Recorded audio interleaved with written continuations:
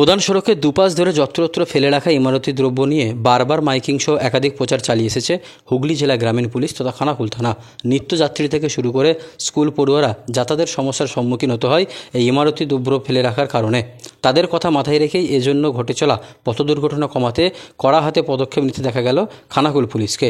শনিবার খানাকুল থানার ওসি মুন্সি হামিদুর রহমানের নেতৃত্বে খানাকুল এলাকা জুড়ে চালানো হয় অভিযান। এই দিনে খানাকুলের নন্দনপুর এলাকা থেকে প্রধান সড়কের দুপাশ ধরে যত্রতত্র ফেলে রাখা ইমারতি দ্রব্য 2 ট্রাক্টর বালি বাজেয়াপ্ত করল খানাকুল থানার পুলিশ। এইভাবে দিনের পর দিন প্রধান সড়কের দুপাশ ধরে ইমারতি দ্রব্য ফেলে রাখার ব্যবসায়ীদের সহ সাধারণ মানুষদের সচেতন করা হয়। আগামীতে যাতে এই কারণে পথ দুর্ঘটনা না ঘটে সেই জন্য অভিযান চালিয়ে যাবে হুগলি জেলা গ্রামীণ পুলিশ তথা খানাকুল থানা।